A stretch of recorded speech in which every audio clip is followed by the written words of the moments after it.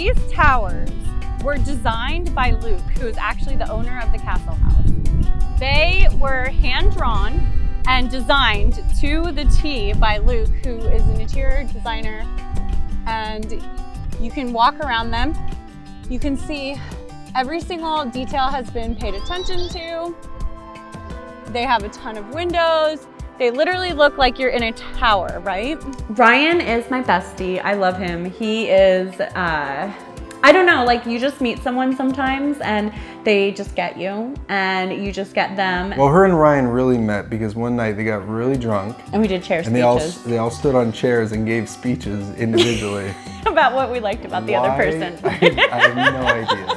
I think he and I just kind of understand each other because we both have kind of been through the same and similar experiences. Ryan says that I make him do the crazy things, but like he is the one that is always getting us to do like things I would never even imagine. So Rachel called me and said, we're gonna cover the red carpet for this amazing film. I swear it's called Wish Lizards, but you say Wish Wizards? It was called Wish Wizards with a W because we called it lizards because it was so sad. Well, anyways, we show up and it's like a student film. It was a student film. And they're like, who's working on this film? And it's like 500 people. Oh, meet my aunt, meet my grandma, Aunt Suey. And we had to interview the grandma. And Rachel can't just do like, hey, how are you? Welcome. What are you most excited for tonight? And then they move on. She's just like, so like, what was the inspiration for like the wizards? That might have been one of the weirdest red carpets that we did. No, it was the weirdest. I love Castle House. I'm obsessed with this place. If you're coming to Joshua Tree, this is like the place to be. We're proud of Ryan and Luke. I mean, they really turned this into an amazing place to stay. And I mean, even for me, I'm a star lover. So Joshua Tree is like a sanctuary for anyone that loves to look at stars because it's one of the few dark spots on the planet. It's a magical place.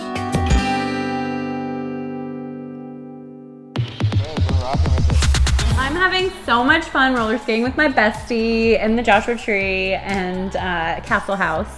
Ryan is this like professional roller skater. He roller skated for Madonna.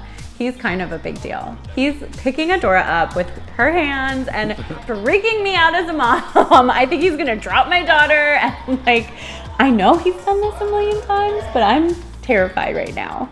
Yeah, I don't think I'm so worried about that. Sometimes you gotta let your children just have fun. She just learned how to roller skate, so you know this is something that she's getting to do and enjoying. I just want her to be able to know how to do everything so she can kind of decide what she's good at.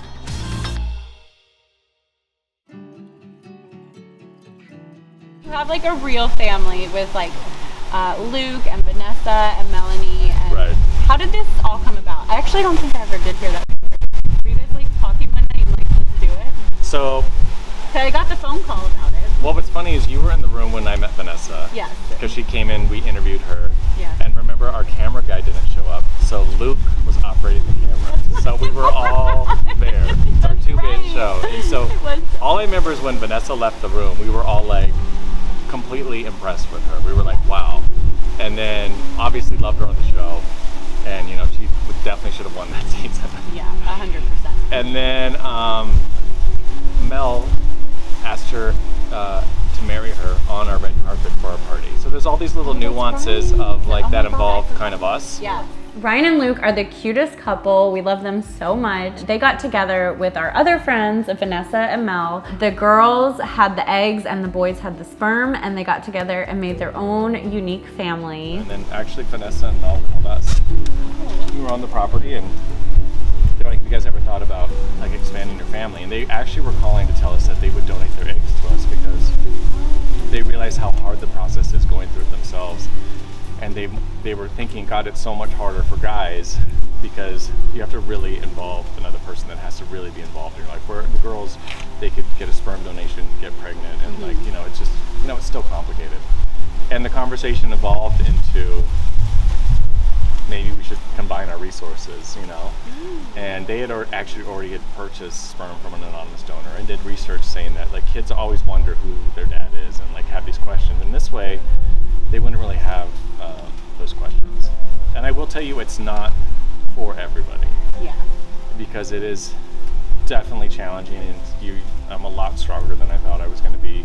Because you just really don't know how much being a parent changes you, and then like leaving the kids when they're with the moms, and it's just stuff you don't think about. There's a ton of joy, and it's the best thing we've ever done, but it's definitely not for everybody, you know. And I think because I'm from such a broken family, and you know, Luke has challenges with his family too, that like it was very healing in a lot of sense. I have like such a like, you know, traditional family, and Right.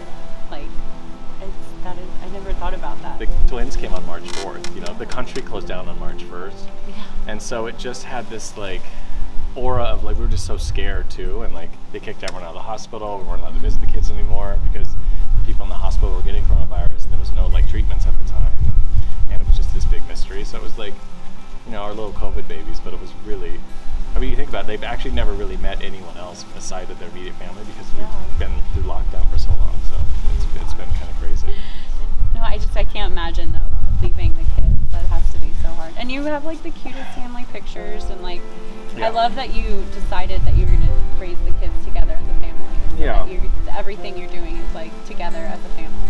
For sure. That's like my favorite part of it. You know, and we're in the next step right now, so we're definitely like looking to have like kids living with us here full time. So we're going through that process too, because like they actually are. The kids will be our biological brothers and sisters, but they'll be raised like cousins. So, you know, we've always wanted a big family, and it's honestly great when I say like it's not for everybody, because there are all these emotions that you never even think about until you're in that situation. Like, wow, we never thought about this, and like, and I was joking about how many parents we have earlier. It's like, yeah, 4 parents are a lot of parents, you know. But some people have, you know, you know, it just is what it is. But you know, it's all worked out great. You know, it shows you that like you make your own family. You find someone that you love and your friends that you love, and you make these decisions and you make a family together. They are the modern family. Yeah.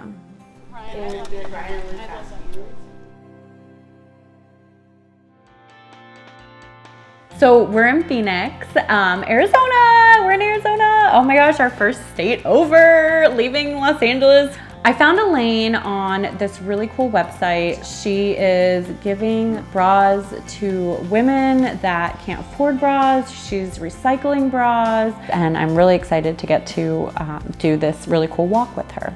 We meet Jordan in Tucson. She runs this really cool organization called Track, and I'm blown away by what they do. I get to be part of this amazing organization that does work with equine therapy and with kids with autism.